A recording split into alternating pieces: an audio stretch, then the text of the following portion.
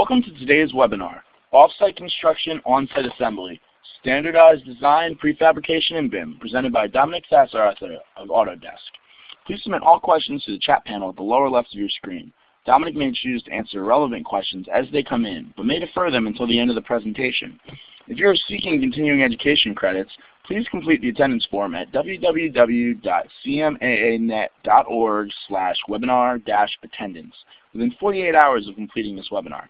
I will now turn the webinar over to Dominic. Thank you, Joe. Good afternoon, and thank you for taking the time to join me today for this webinar on the topic of Offsite Construction, On-Site Assembly. My name is Dominic Sassarthur, and I'm Autodesk's thought leader for the global construction and natural resource sectors. I seek to identify the challenges, trends, and opportunities in your industry, looking out over the 3 to 10 year time frame.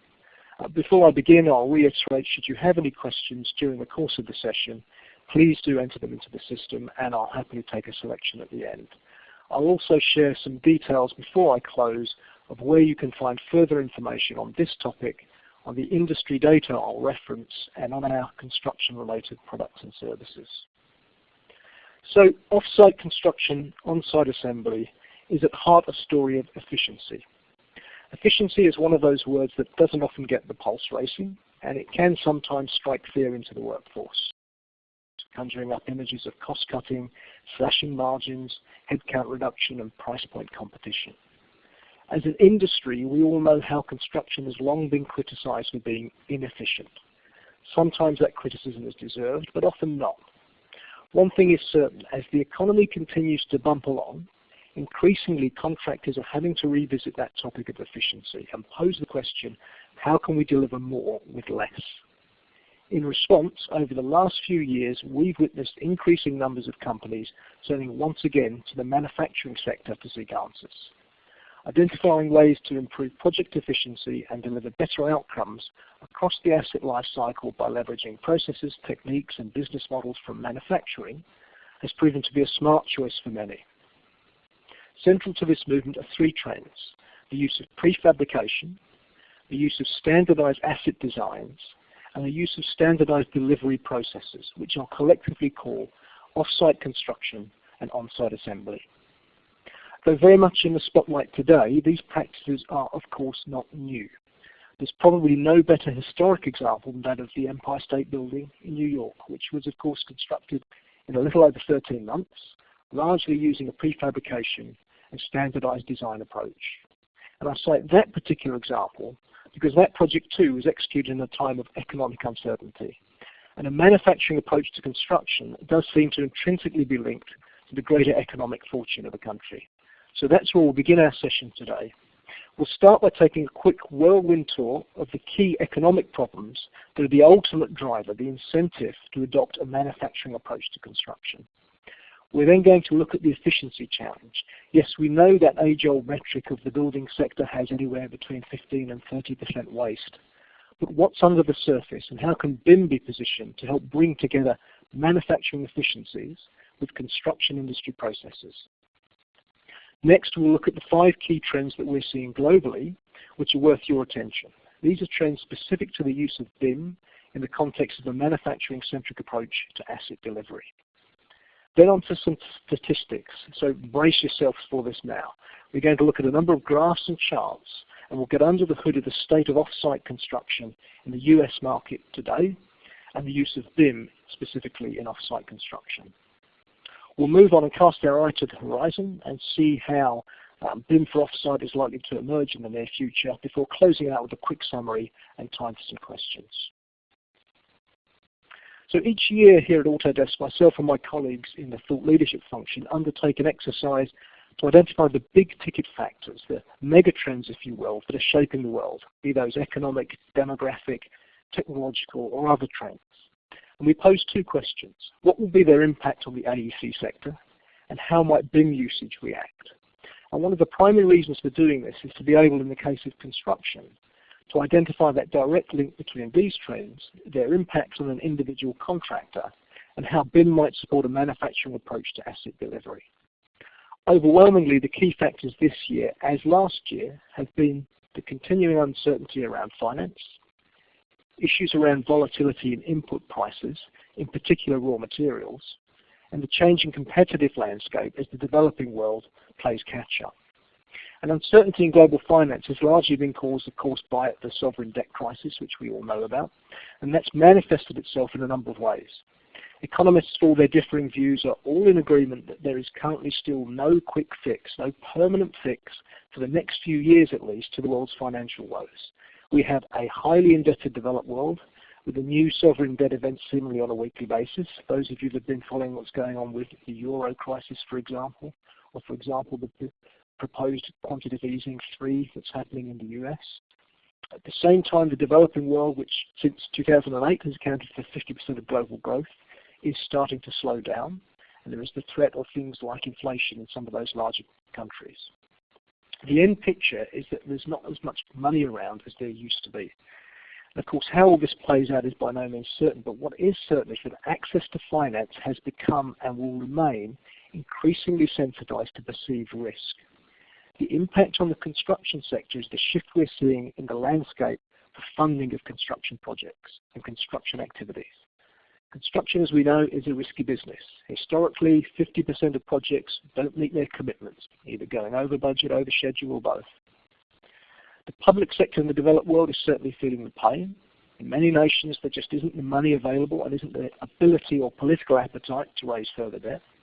Major public sector projects, as many of you know, are being canned, put on hold, or scaled back, and there's an increasing tendency to look at asset sweating until or when, if better times return.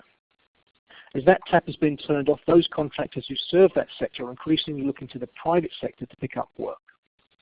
Turning to the private sector, that picture is very interesting. On the large side of the industry, the major projects who've traditionally raised money by issuing debt through leveraging the credit rating of a monoline insurer, etc., are struggling, as a full replacement for that mechanism hasn't yet appeared. Construction debt just isn't an attractive option to many investors without some form of underwriting. Pension funds, for example, often by law can't buy the stuff because it isn't a suitable surety. Private finance is becoming increasingly conservative in who to lend money to and how to lend money, and that cascades down the food chain. There's a similar picture very much with small contractors. A group of small general contractors I was talking to recently were regaling me with their woes of even when they have work, short-term cash flow borrowing is incurring interest rates of anywhere up to 25%. So there's a reaction to all of this economic woe, as it were. We've noticed an emerging trend. In addition to a relentless pressure on cost, those contractors that build a track history of doing what they said they would do within the parameters that they'd agreed are finding it easier to raise finance, and that finance is on more favorable terms than those contractors that don't. So let's think about that. Those contractors that have repeatable processes which are applied consistently in a cookie-cutter manner, time after time, are finding it easier to get finance, and that finance is generally on more favorable terms. Does that approach to business sound very much like manufacturing to you? So to the input prices, specifically materials. You're all no doubt aware of the commodity supercycle, which accelerated for the 10 years up to 2008, when the price of everything from iron ore to steam coal went on a steady upwards trajectory. Though that was painful, it was at least something that could be managed. Yes, some contractors got caught out, lost their shirt to a certain extent on the back of movements in steel or copper, but generally there was enough fat in the job to cushion against them as a norm. In looking into the next 10 years, the overwhelming consensus from producers is that we're going to see a whipsaw uptrend. Prices are on the way up again, but with significant volatility in the price action. In today's and arguably tomorrow's austere economic environment, that's the type of movement that can turn a job into a loss maker very quickly, particularly if it's something like a hard bid job. Add into that the fact that primary producers are advising they'll be taking a bigger margin to cover their own escalating costs, and things get, well, interesting. But it's not just raw material we need to be concerned with. The material supply chain is witnessing a similar shake-up. Increased processing costs are layering additional costs onto finished products. Green taxes are seemingly playing havoc as they're still quite new. Witness the whole producer carbon tax phenomenon we're seeing here in the European Union, over in Australia and in other parts of the world. And we're starting to see a growing trend towards protectionism appearing across the material supply chain at the national level, reminiscent in many ways of the scramble for energy security we've seen in the past. Add that together with an environment where contracting margins are often screwed right down, and arguably it can be a one-step-from-trouble type environment to operate in. Standardization is, of course, a very effective weapon in combating this type of environment. A restricted palette of materials, the ability to buy in bulk, a deep look ahead in terms of forecast work, and a limited number of things to make are a great hedge against materials volatility. Again, doesn't that begin to sound like how manufacturing works? And so to possibly the biggest driver for a manufacturing approach to asset delivery. The world is going to become a lot more crowded in terms of the number of developed nations.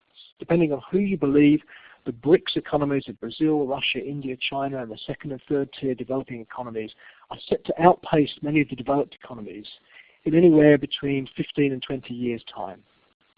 That it will happen is a certainty. And these countries have significant investment in industry and in particular in manufacturing bases. And they're leapfrogging for where they have been, cherry-picking the best practices. The implications for the construction sector are the increased level of competition that's going to bring.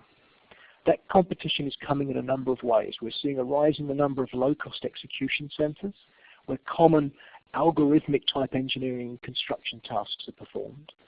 We're seeing a rise, particularly in China, of the concept of being the supply base for modularized construction. At the high end, I draw everyone's attention to, for example, the Engineering News Record's Top 225 Global Contractors list. 5 of the top 10 are Chinese contractors. And the experience they're bringing to the table is impressive and heavyweight.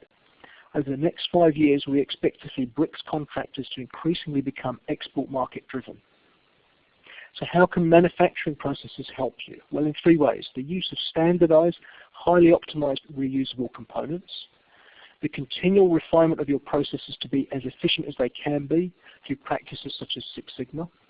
And when it's no longer feasible to turn the efficiency screw in a process, by allowing you to rapidly prototype new designs, perfect them in the lab as it were, and react to changing market needs.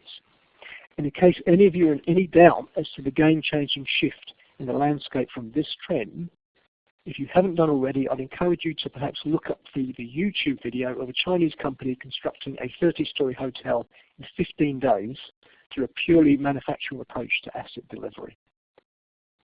So if that's the external climate the industry is facing, let's now turn our attention inwards to address the efficiency challenge and think about how, where, and why BIM might fit into that manufacturing-centric picture.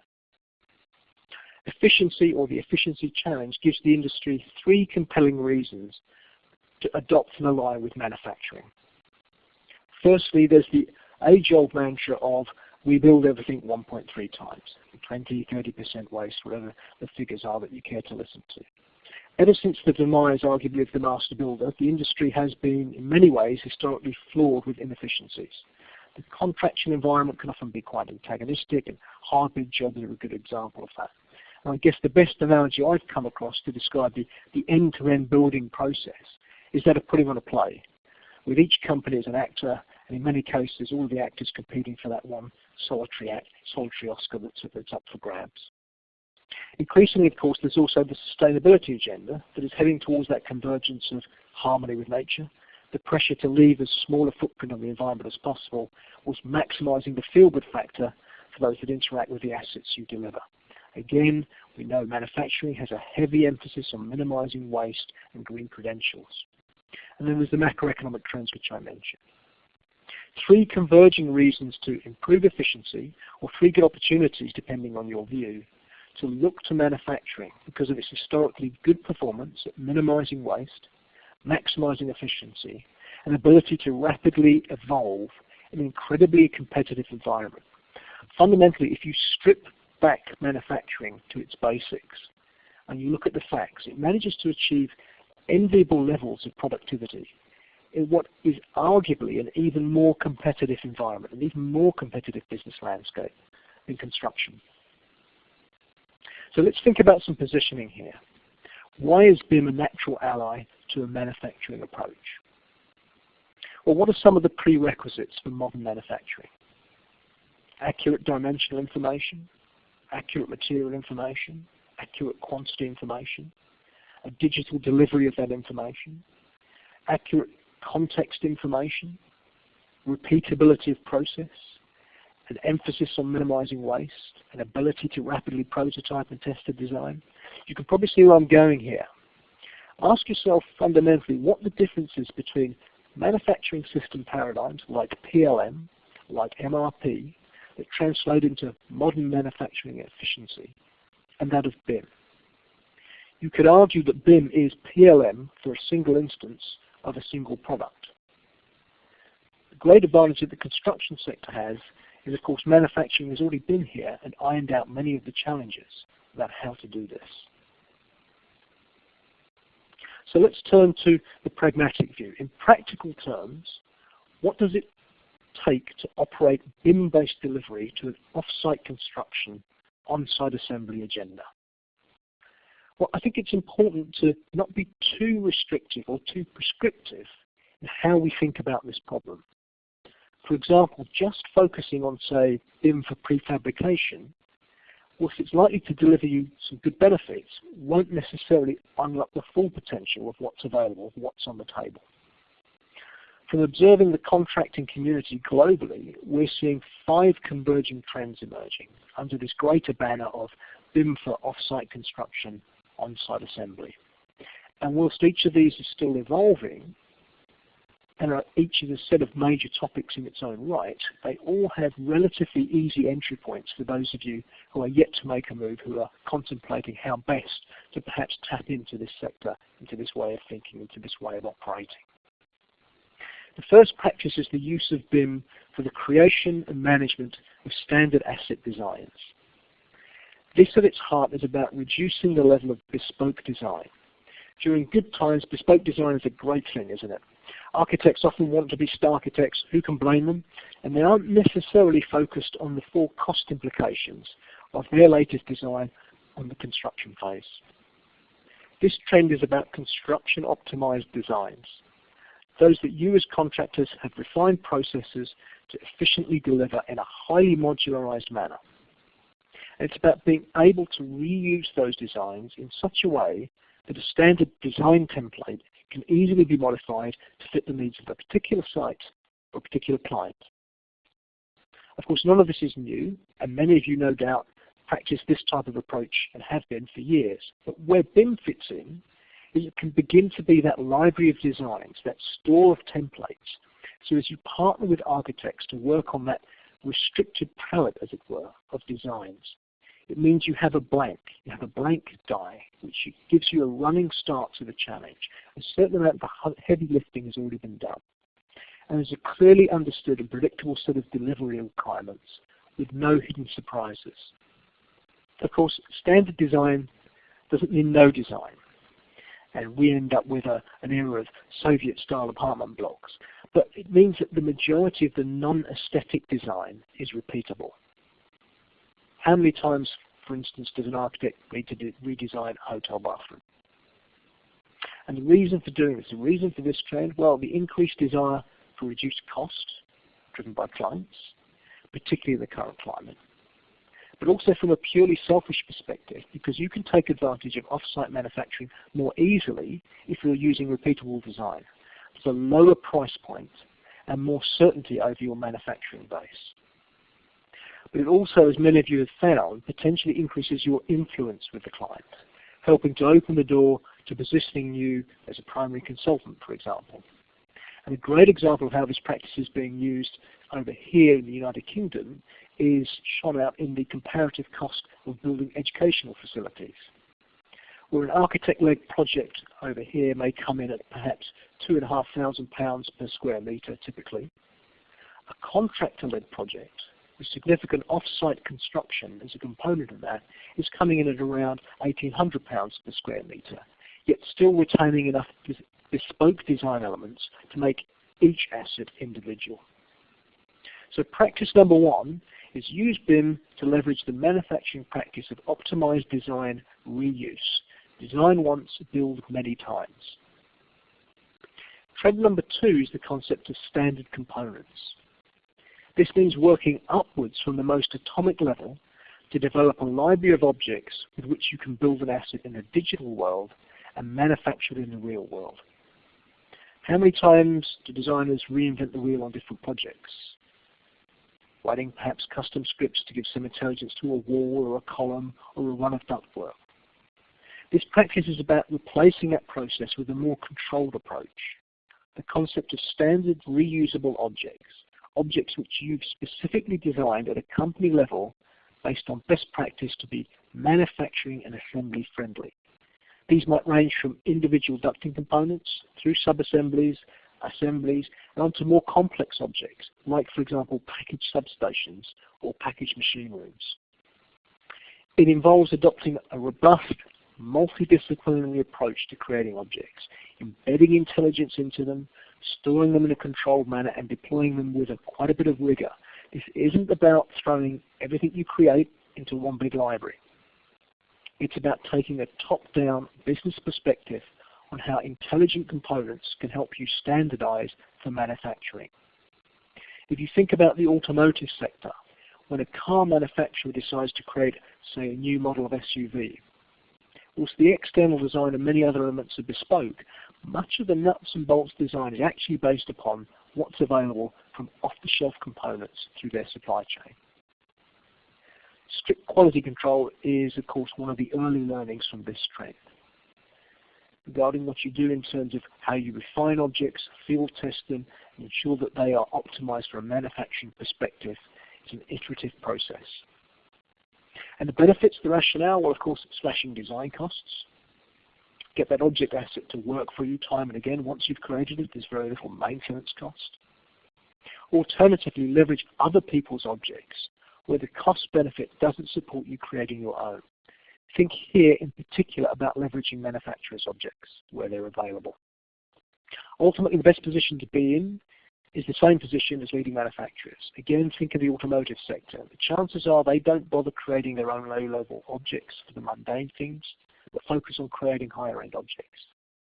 Logical conclusion of this trend is an outsourcing of object supply at the low end, an outsourcing of physical delivery at the low end, and a retention of value add at the higher end. So trend number 2, use BIM to help maximize efficiency from optimized component reuse, optimized design reuse, alignment with supply chains, and economies of scale. Emerging practice number 3 is perhaps the newest, but perhaps the most important. It's the practice of taking BIM to the heart of your contracts and using it to flavor how you deliver across all aspects of the project. And importantly, do that in a manufacturing way. A project-wide template with a BIM core. Probably the greatest difference between how construction and manufacturing execute is the repeatability of process execution. BIM templates aligned to contracts will help you better ensure consistency, better minimize incidents of bespoke working, and bring you more in alignment with the manufacturing ethos. Critically, they should also help you with engaging your supply chain smoothly, because unless you're specifically in the business of making your own building components, increasingly your success is going to be driven by your ability to manage just-in-time ordering and just-in-time logistics of manufactured items. Once you've achieved the basics in this trend, you can then consider kicking things up a gear and look at practices like MRP, Six Sigma, etc. to take you further. Practice number 4 is in many ways the definition of offsite construction, and it's the act of BIM-enabled prefabrication and modularization. There's 2 reasons I've explicitly called this out as a distinct trend, though. Firstly, to highlight that currently this phrase of prefabrication and modularization represents 2 things: a top-down and a bottom-up approach to manufacturing. And I put it to you that the former is actually fabrication, which is much more closely aligned with bespoke manufacturing, and the latter is more aligned with discrete manufacturing. At first sight, you might say that's splitting hairs, but if you really want to get the most from a manufacturing approach, it's key to accommodate the different dynamics of these 2 particular flavors, how they operate, what they impose on their supply chains, the different dynamics of their processes, etc. And the second reason I've called this out as a specific trend is to highlight that just focusing on this prefabrication modularization ethos will deliver you significant benefits, but may not get you access to all that's on the table from the manufacturing sector. The how and why here no doubt need no introduction to you. Access MRP, implement lean techniques, use BIM to drive machine control, etc., to unlock those benefits of better cost, quality, schedule. And we'll go into this in more detail in the next section when we look at some of the survey results from what's going on in the sector. So finally, our fifth trend is this notion of multi-project opportunities. Just like a typical manufacturer, your mission is to think beyond individual instances of assets. Implement the equivalent of manufacturing intelligence once you've refined the way that you're operating. So looking into the eye of BIM across multiple projects, looking at the information that exists within multiple BIM projects and extracting intelligence in the same way that somebody who runs a factory would do. Where are my opportunities to further reduce cost? Where are my opportunities to shift production, the order of the sequence of production?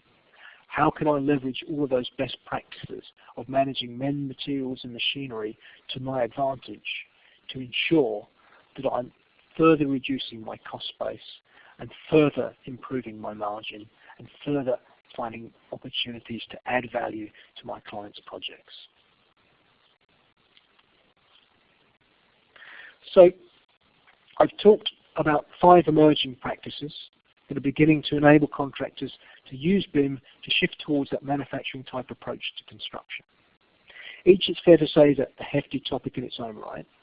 If you're already practicing these, you've got a head start on the market, and I'd encourage you to push the envelope, particularly in the concept of standard objects and multi-project opportunities. If you haven't yet adopted these practices, you might want to find out a little bit more about them. So how is all this happening in practice?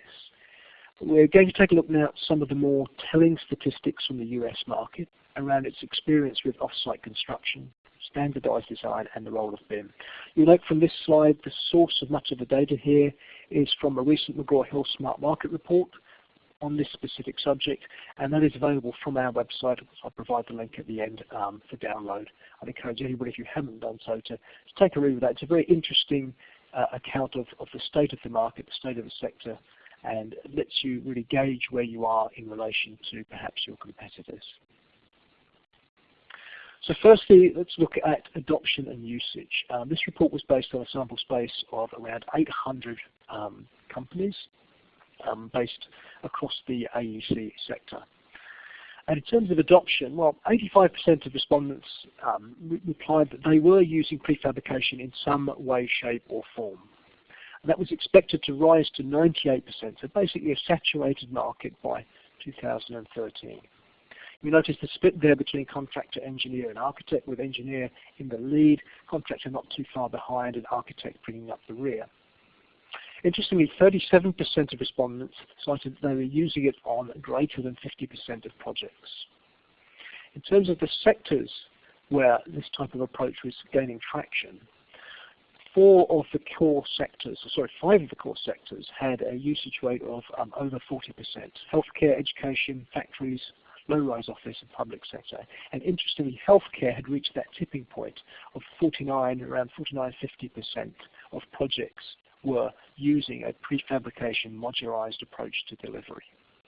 In terms of the particular building elements that were most likely to attract prefabrication and modularized delivery, superstructure was in first at 27%, MEP unsurprisingly at 21%, and exterior walls at 20%. What are the drivers by the different actors across AEC for this type of approach?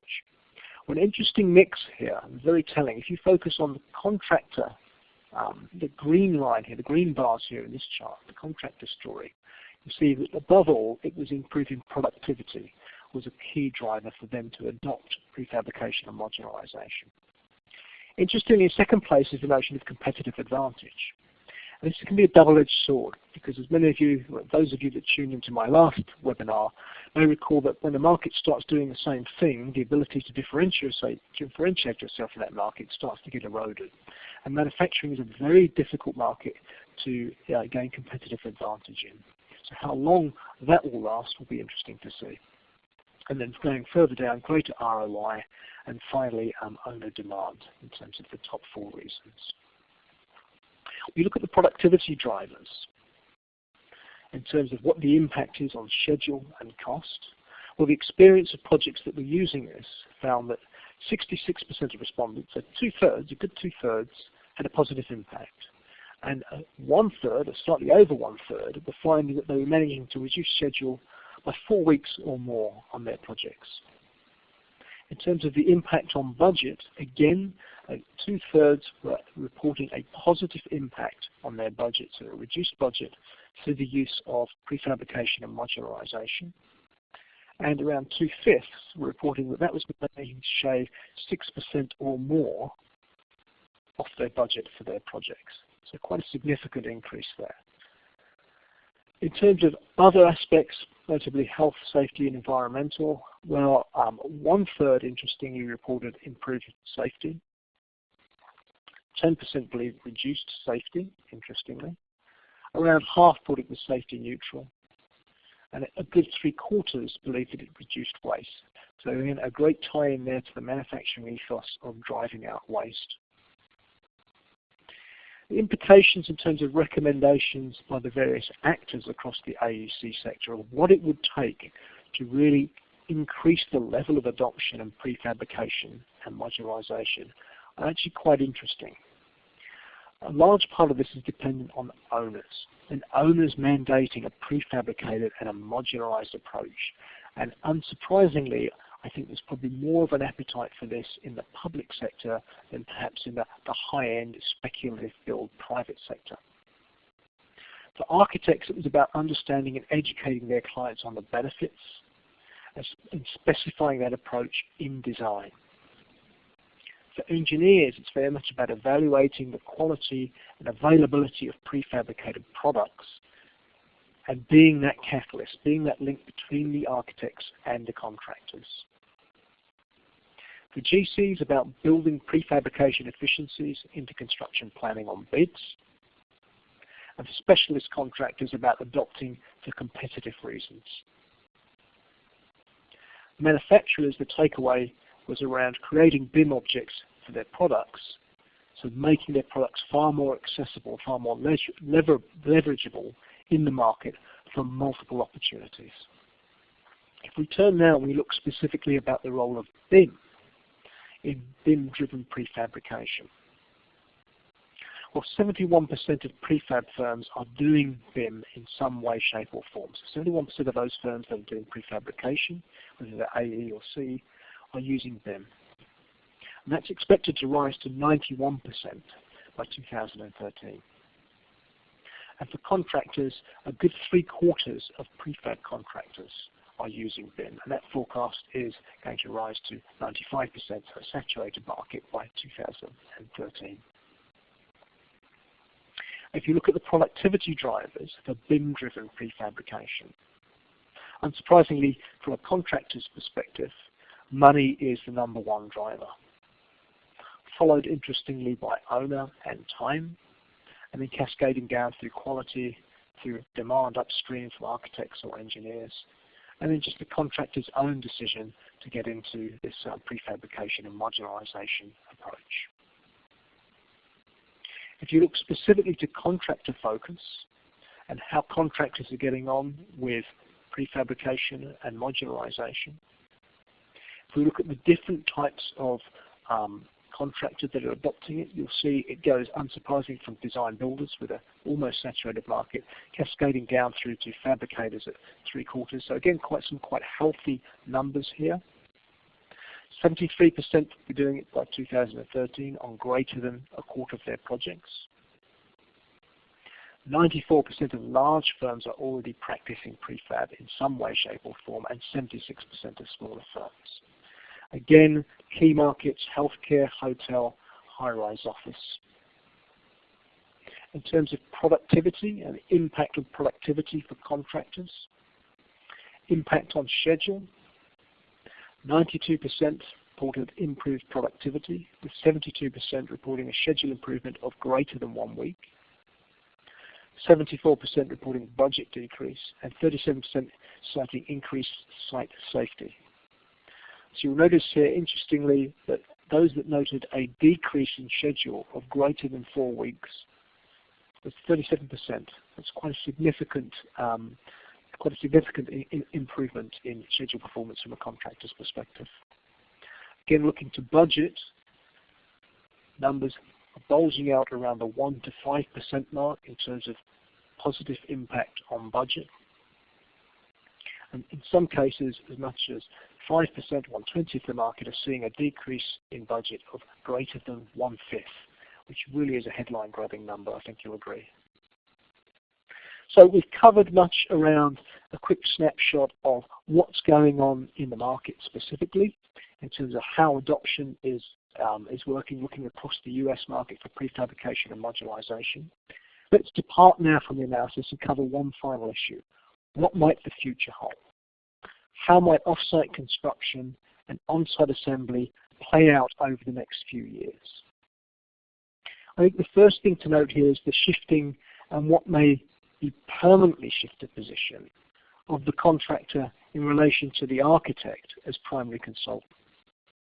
The rise of contractor-led design and almost the subsuming of the roles of both architects and consultant is by no means uniform, but is certainly continuing to forge ahead globally, particularly stimulated by reduced budgets and tight economic circumstances. Again, standardized BIM-based delivery is going to help you strengthen your hand here even more in this context. Second is the concept of super components, which some of you may have heard of. And I'll add a cautionary note here. Predicting the future is always a tricky business and nothing is guaranteed. But if construction does follow a similar path to manufacturing, it may just open up some very unique opportunities for BIM-based contractors. Let's think about that. As more contractors invest in, for example, creating standard and in particular intelligent components in BIM, it's possible that this may give rise to a secondary market for components in a similar manner to the manufacturing sector. If you think about automotive, for example, very few, if any, car companies make the individual components that go into their vehicles. No, they source the best component from the market at the best price to the best quality. Isn't it feasible that the same could happen with BIM, opening new opportunities for revenue, influence, and reach? Similarly, and again this is speculative, but there is the concept of the mythical single component.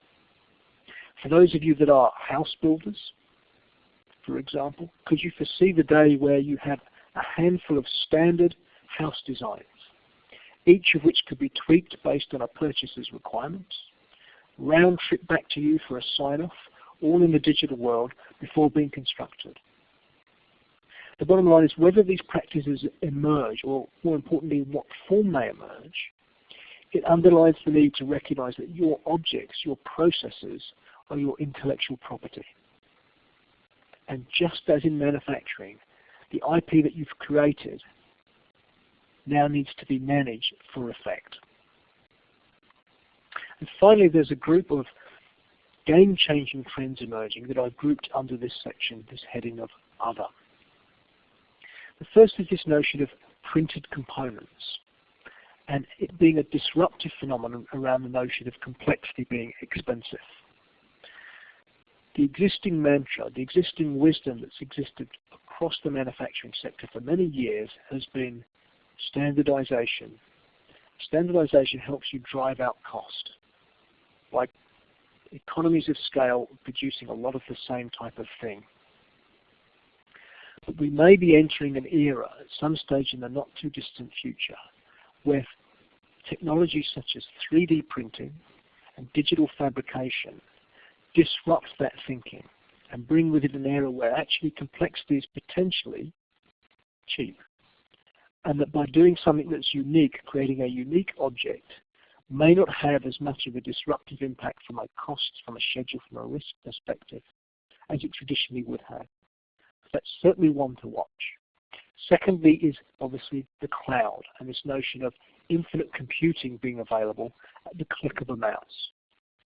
How can you leverage BIM in that context of helping you to optimize, to super optimize designs, to really drive out any waste, any fat that exists in your design, to ultra optimize a design for manufacturing?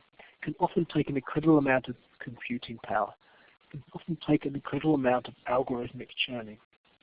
But with the phenomenon of the cloud, making access to arguably infinite computing available, that again is potentially a game changer going forwards. The third trend is this notion of a secondary market of suppliers. In many ways, prefabrication and modularization in the construction industry has been arguably a cottage industry. There does not exist today the huge infrastructure to supply the kind of components that are needed to manufacture the bits and pieces for those that are looking to adopt this type of strategy. Where will that market come from? Will it come from, for example, China? Are there opportunities for you as companies to move down that vertical column and enter that sector and be a supplier, be the supply base?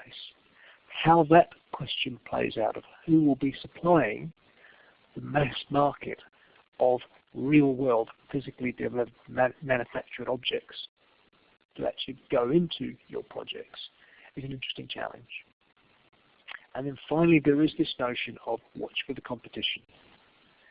As we're seeing BIM and construction collide with manufacturing, we're seeing a lot of disruption from a business perspective. And what we know about these types of disruptions, we know about these major transformations, is they throw up some interesting opportunities for the competition to hit you potentially from unknown and from unknown directions. And a great example, again, I'll refer to is the YouTube video of a Chinese contractor putting up that 30-story hotel development in 15 days. Think about that type of disruptive competition. What does that mean for you, and how can you respond to that? So we've covered quite a bit of ground today, I recognise, and thank you for your patience. We've covered probably one too many graphs and statistics than you'd care to see. So let's have a quick summary of what we've covered. I'd argue that today, right now, there has never been a greater macroeconomic incentive to look to the manufacturing sector and to leverage its best practice. When you think about leveraging the efficiency benefits, think about, on the one hand, construction that historically has been tarred with this 30% waste brush. And then think about just how efficient the manufacturing sector is with its practices such as Six Sigma of 99.999% accuracy. We've looked at the 5 BIM trends to track, the 5 trends that we're seeing are emerging that are the nexus of this whole off-site construction, on-site assembly trend. Standard designs, standard components, integrated delivery templates, prefabrication and modularization, and multi-project opportunities. Again, I'll reiterate, a lot of companies are very fixated on prefabrication and modularization. If you really want to up the stakes and really want to take full advantage of this, you will follow those companies that are looking at all 5 of these trends and attempting to put them into practice. And then finally, looking to the future. There is a big question around supply chain fulfillment. Who is going to fulfill the physical delivery of the type of things, the objects that are then manufactured that need to go into the projects that you deliver? There is an issue around advancing technology and the disruption that they create and the opportunities that will create for you going forwards. And in many ways, there are still some first mover opportunities up for grabs. Could you become the provider of bathroom objects in BIM globally? Could you become the provider of hotel bedroom objects globally, optimized for ultimate supply chain efficiency? And on that note, I'd probably close by saying, think strategy, how this fits into your business strategy. This isn't a tactical thing. And think about the competition. Because is there the potential that one day something will be barged in and it will take you by surprise, and that a customer that you've had a long-standing relationship with has bought a prepackaged hotel from overseas that's just been assembled? On that note, thank you very much for your time, and I'll hand you back to our host. I'll be happy to take any questions. I'll leave this screen up as this has got the links to where you can access on our website the information I've just given, and certainly the McGraw-Hill study and other data around our products and services. Thank you. Excellent. Thank you, Dominic. If anybody does have questions, we do have some time, so we can go ahead and if anybody does have questions, feel free to write them into the chat panel now. We'll also try to go back and answer a couple questions that may have passed. Great, thanks, Joe. Hi, everyone. My name is Scott Barrett. I'm a colleague of Dominic's, and I'm going to facilitate questions for him. We've had a bunch that have come in during the course of the presentation, so let me, Dominic, throw a couple out to you. But I do encourage folks who are still on the line to type in your questions in the chat window, and we'll answer those as they come in as well. So Dominic, the first I wanted to throw out to you is, where do you see manufacturing for construction heading? So supplemental question is, will we end up with a lot of very similar looking buildings? That's an interesting question. I think the answer to the second point is no. And the reason is, I think it will drive up efficiency of the mundane, so all of the non-aesthetic parts of buildings. And what that will do is it will free up personnel within companies to focus on the bespoke elements and drive up the use of manufacturing for bespoke elements. At the same time, I think we'll see this whole notion of 3D printing and digital fabrication come along over the next few years to where it gets to the stage where it is a viable proposition. And then I think it's going to be a very disruptive game changer in terms of breaking that thinking around complexity being expensive. And that combined, I think, will give a very attractive cost proposition, leveraging the efficiencies and the cost benefits of manufacturing without necessarily having to compromise on design intent or end design. Great, fantastic. One that just popped into the chat window that I'll throw out to you is, considering local building codes, is the prefab industry working with the national codes to facilitate permitting throughout the 50 U.S. states? That's a great question. I apologize. I'm not familiar with whether they are. I'd be surprised if they aren't, but certainly that's something that we could perhaps find out and come back to you on. Yeah, I'll make a note of that, and I'll be sure to get back to the attendee that asked that question. Sure, no problem. Great. Another question that came in, Dominic, is manufacturing obviously is a large sector. So what would you recommend as areas to look at in the first instance of this? Yeah, I think if you can perhaps put aside what's happening with prefabrication and modularization and take I'm reticent to use the phrase purist view, but if you see the manufacturing industry with a fresh pair of eyes, maybe there's 3 areas to look at. The first I'd start with is MRP, so manufacturing resource planning for the whole. MRP is, I guess, the equivalent of ERP, but for the manufacturing space, version 1 and version 2. Really get your head around that and understand how that manages men, machine, materials, money, so to get the whole ethos of why they're so efficient. Secondly, I think I'd look at supply chain management, and that's something that definitely that sector excels at, in how they manage that just-in-time production to meet a client's needs, in terms of managing not just what they do themselves, but all the various suppliers perhaps they need to come together to assemble a finished product. And then thirdly, this notion of logistics. And this is something that I think that the industry, particularly in larger countries, Australia is a great example of that large country with a lot of space in between cities, how you handle the logistics, and arguably that's applicable to certain parts of the US, of getting large bulky items from distant parts or from ports out to your particular site, how that's managed. So looking at those 3 areas, how manufacturing has tackled those, I think would be good starting points. Fantastic, thank you. I do want to remind you, if you have a question, please type it in the chat window in the lower left. We do have a couple others here, Dominic, I wanted to throw to you. One is, how can a company use BIM for offsite construction to compete overseas against countries with a large manufacturing base? That's again, it's a very timely question, given what we're seeing happening, for example, in countries like China, particularly as their economy is slowing and they're starting to be perhaps more export focused.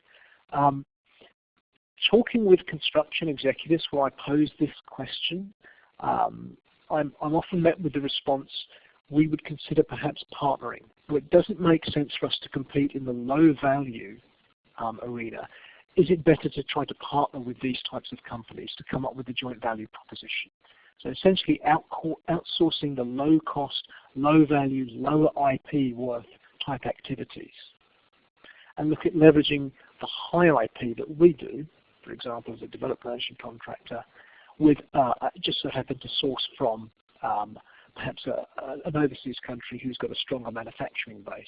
And in many ways, many countries are doing that. Many companies are already doing that. So it's just about looking at best practice that's been done in other sectors and thinking about applying that to construction for a prefabricated, modularized approach. No, that's a great answer. And this actually is sort of a related question to that, I think, a little bit. The question is really about how the construction business is going to evolve and what type of new business models do you think will emerge as off-site construction gathers steam? I think it's an interesting question, and I think, again, I'd reflect that there is now no better time to be a first mover if you're thinking about doing this. There are potentially some great opportunities out there as we've got this convergence of manufacturing, BIM, construction, new technology, etc., economic environment. For example, as I mentioned previously, the whole notion of joint venturing, but also this notion of how can you leverage your IP. If you have, for example, the best bathroom design, which is optimized for an off-site fabrication delivery, if you have the best hotel pod design, etc., can you set those up as revenue streams? Can you license those designs as BIM-based objects, for example? In that same vein, what new business models, what new strategies are becoming available through this? Alternatively, do you see yourself perhaps moving downstream and becoming the supply base for a particular type of sector, for example, healthcare, or for example, education? Or do you see yourself perhaps moving into the advisory capacity and advising clients in how best to take advantage of this new phenomenon and this new convergence of all these trends that are coming together? Fantastic. Thank you so much, Dominic. Thanks for everyone who participated in the chat. Appreciate the interaction. And thank you, Dominic, for sharing your thoughts with us. We have no more questions now, so I'm going to call a close to the Q&A pane and say thanks for everyone for attending. Thanks, everybody, for participating in today's webinar. Please be sure to complete the attendance form within the next 2 days if you are seeking continuing education credit. Thanks, Dominic. Thanks, Scott. Thanks to all who participated, and have a great day.